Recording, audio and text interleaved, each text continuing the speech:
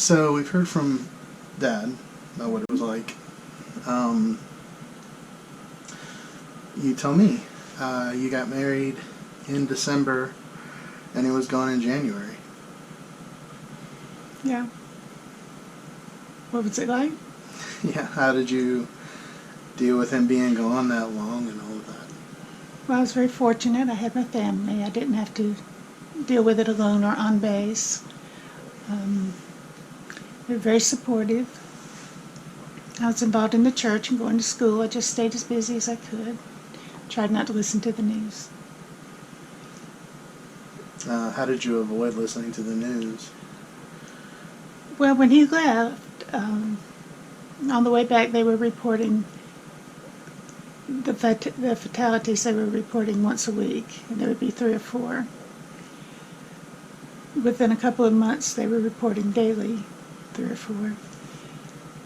And then it got so high when the reports came on, and things were pretty routine, so you knew when it was coming, so I just didn't listen. How often was he writing? I think he was writing just about every day. I was, but the letters would come in batches because he would write, but they'd be out in the field, and they couldn't mail them until they got back to the base. What was he sending? Well, we were just married, so there was a lot of romantic stuff. There was a lot he just couldn't say about where he was and what he was doing. But he told a lot about the scenery and a little about the fighting, not much. I don't think any of them talked about that very much. It was when he had the secret mission. You recognized him when he was on TV, even though it was a secret mission? Well, it was after, of course, but yeah, I was watching TV and they were talking about the Mekong Delta. There was a Mekong Delta operation that was I believe it was right around the Tet Offensive. That was their holiday. It was like our Christmas. It was supposed to be a peaceful time and nobody was supposed to do anything, but they did. So he had been sent to the Philippines supposedly until he came home, which was supposed to be the next March.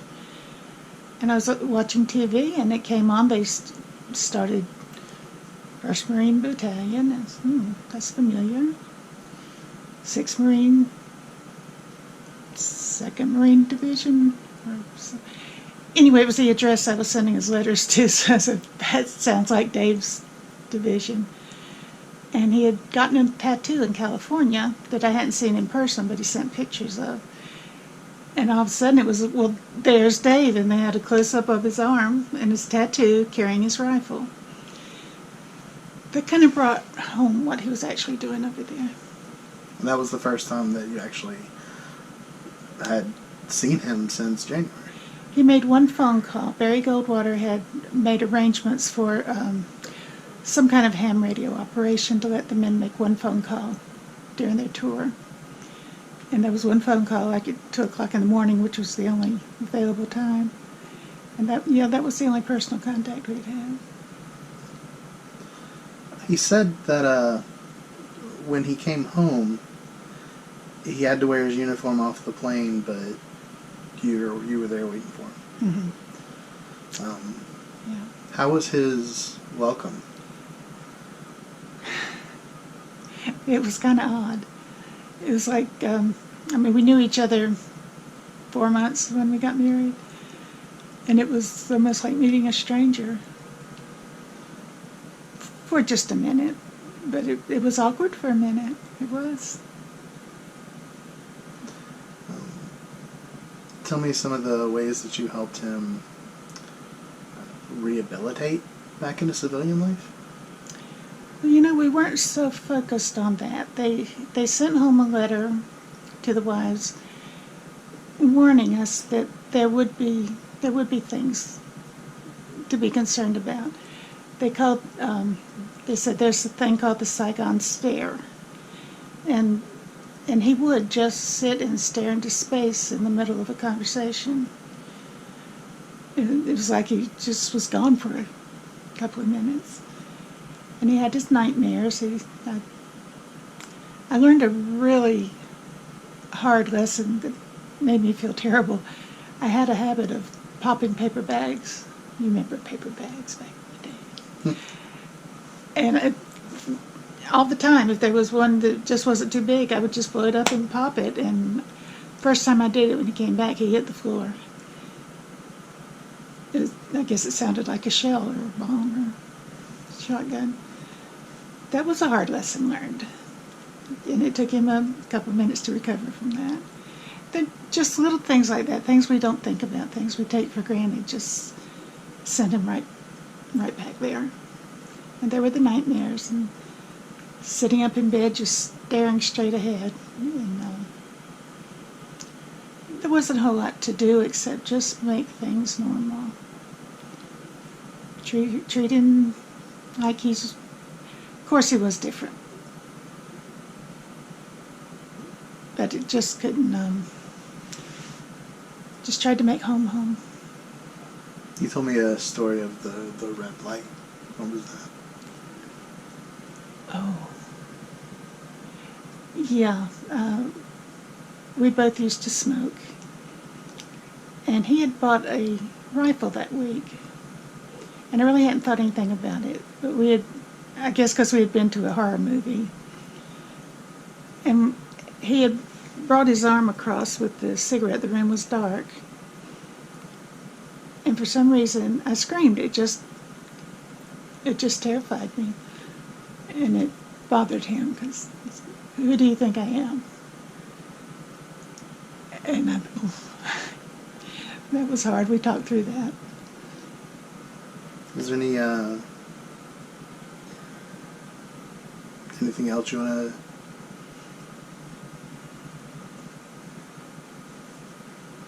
to... More stories? He's definitely different now than he was then, but...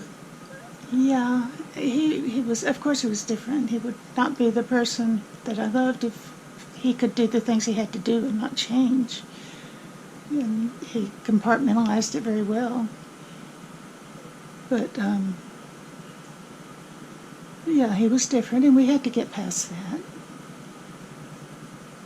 And it was worth it. It was worth getting past it.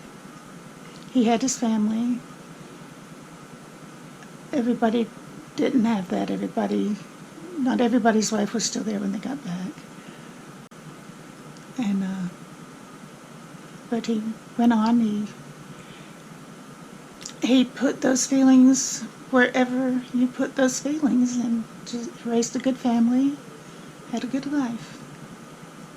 And I'm glad we worked through it. It's worth it, if anybody's wondering. Did you know about his, I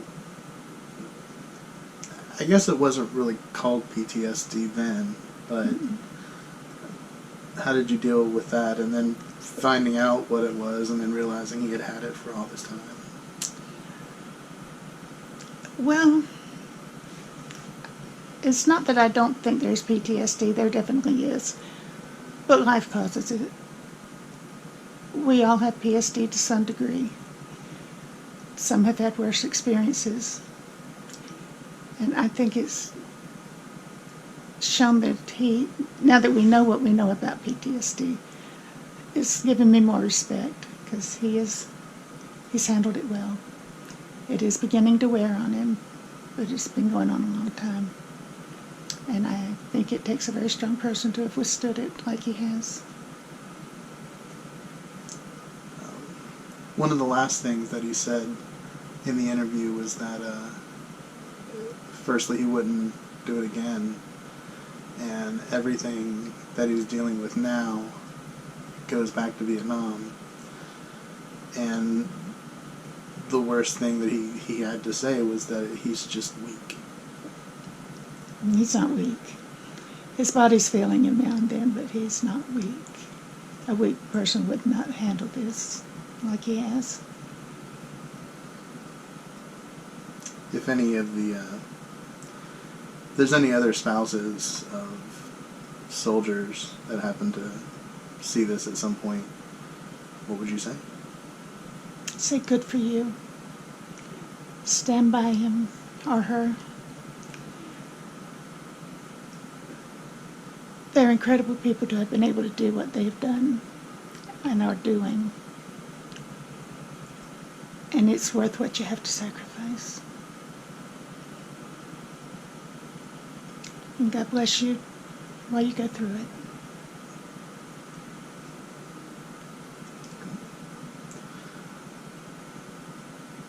Anything else? Only if there's something that you can think of that you want to tell about, or any stories about when he came back, or any stories he might have told you that struck a chord, whether he happened to mention it or not. He said there was a lot that he couldn't remember. Yeah, he doesn't remember writing to me about having a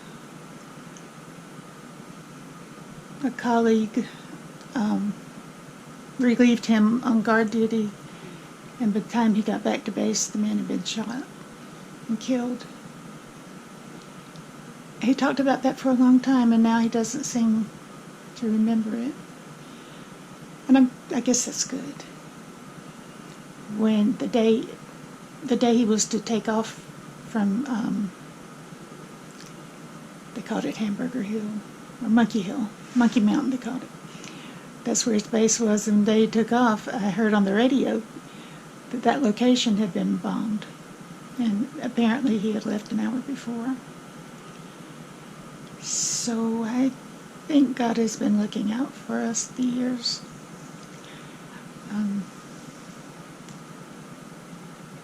There are so many things that just come up out of the blue that I don't really ponder all the time. But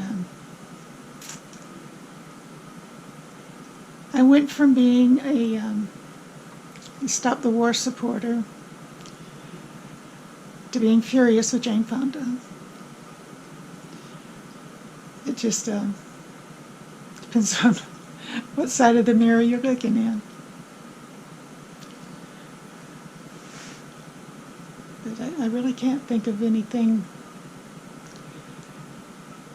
You deal with what you have to deal with and you move on, and part of moving on is putting it away. Yeah, it's amazing the life that goes on before you ever get on this earth. Mm-hmm. But it's been a good life, and I don't regret sticking it out. And I hope nobody else does either. Cool. Well, that's all I can think of. Okay.